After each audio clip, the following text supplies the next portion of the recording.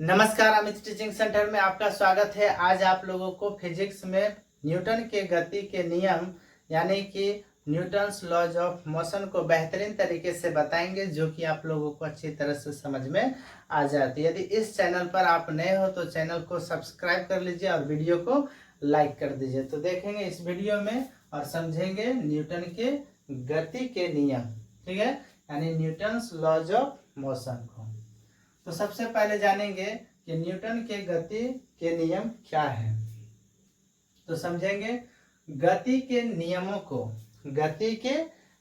को सबसे पहले सर आइजक न्यूटन ने 1687 ईस्वी में अपनी पुस्तक, जिस पुस्तक का नाम क्या है, प्रिंसिपिया, यानी कि सबसे पहले सर आइजक न्यूटन ने 1687 ईस्वी में अपनी पुस्तक प्रिंसिपिया में प्रतिपादित यानी निर्धारित किया था, जिसके कारण से इन नियमों को न्यूटन के गति के नियम कहते हैं। अब आगे जानेंगे कि न्यूटन के गति के नियम कितने हैं। तो ये 3 प्रकार के होते हैं न्यूटन के गति के प्रथम नियम को। तो यहाँ पर फर्स्ट लॉ लिख दिए हैं। तो यहाँ पर जानेंगे न्यूटन के प्रथम गति नियम क्या होते हैं। तो यदि कोई वस्तु विराम अवस्था में है, तो वह विराम अवस्था में ही रहेगी, ठीक है। और कोई वस्तु गति अवस्था में है तो वह गति अवस्था में ही रहेगी।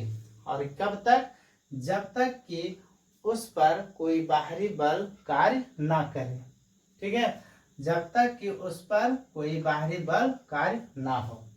अर्थात हम बोल सकते हैं कि सभी वस्तुएं जो होती है अपनी प्रारंभिक अवस्था को बनाए रखना चाहती है, ठीक है। जितने भी वस्तुएं होती है यानी सभी वस्तुएं अपनी प्रारंभिक अवस्था यानी कि पहले की अवस्था जो होती है उसी को बोलते हैं प्रारंभिक अवस्था, यानी शुरुआत अवस्था को बनाए रखना चाहती है, ठीक है। या तो गति अवस्था में रह सकता है या तो विराम अवस्था में रह सकता है। अब आगे जानेंगे जड़त्व, जिसको हम अंग्रेजी में क्या बोलते हैं, इनर्शिया। तो वस्तुओं की प्रारंभिक अवस्था क्या हो सकती है, या तो विराम अवस्था में रह सकता है या गति की अवस्था में रह सकता है, ठीक है। यानी शुरुआत में हम बोल सकते हैं प्रारंभिक अवस्था किस रूप में हो सकती है, तो विराम में या गति में रह सकता है। तो यहाँ पर समझेंगे वस्तुओं की प्रारंभिक अवस्था में स्वतः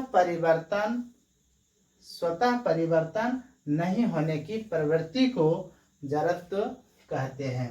अब आगे जानेंगे, इसलिए न्यूटन के प्रथम नियम को जड़त्व का नियम भी कहा जाता है। तो अगर आपसे क्वेश्चन पूछे कि न्यूटन के कौन से नियम को जड़त्व का नियम भी कहा जाता है, तो हम बोलेंगे न्यूटन के प्रथम गति नियम को, ठीक है।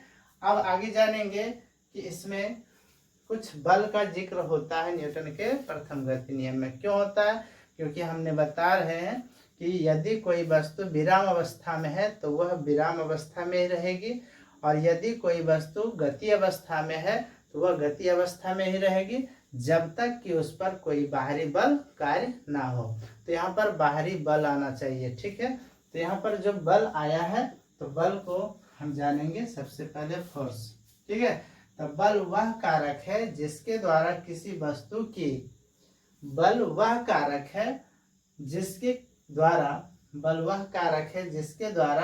किसी वस्तु की विराम या गति की अवस्था में परिवर्तन किया जाता है। जैसे हमने मान लीजिए इस बोर्ड को देख रहे हैं, इस बोर्ड को उठाकर हम दूसरी जगह ले जाएंगे तो इसमें सबसे पहले क्या होगा, बल की जरूरत होगी, तभी ये स्थान परिवर्तन हो जाएगा। तो यहाँ परिवर्तन होगा तो होगा, ठीक है। तो यहाँ पर बल वह कारक है जिसके द्वारा किसी वस्तु की विराम या गति की अवस्था में परिवर्तन किया जाता है, उसे ही बल कहा जाता है, ठीक है। अतः हम बोल सकते हैं कि प्रथम नियम से हमें बल की परिभाषा मिलती है। तो ये क्वेश्चन आपसे पूछे कि कौन से नियम से, न्यूटन के कौन से नियम से हमें बल की परिभाषा मिलती है, तो यहाँ पर बोलेंगे न्यूटन के प्रथम नियम से। ठीक है, न्यूटन के प्रथम गति नियम से।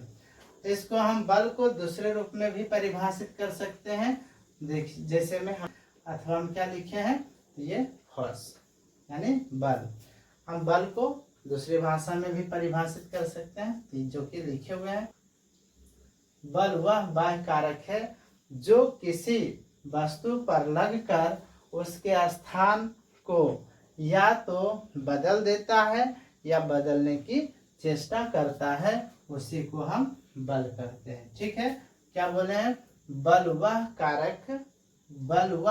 बाह्य कारक है जो किसी वस्तु पर लगकर उसके स्थान को या तो बदल देता है या बदलने की चेष्टा करता है, उसी को हम फोर्स यानी बल कहते हैं। और बल के बारे में जानेंगे कि बल एक सदिश राशि होती है और इसका SI मात्रक न्यूटन होता है। ठीक है, और आगे जानेंगे नेक्स्ट वीडियो में। ये हमारा समझिए पार्ट 1 वीडियो है।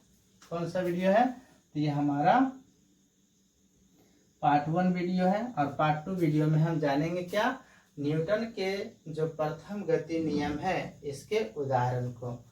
तो बस इतना ही। नेक्स्ट वीडियो देखने के लिए हमारे चैनल को सब्सक्राइब करें। जय हिंद।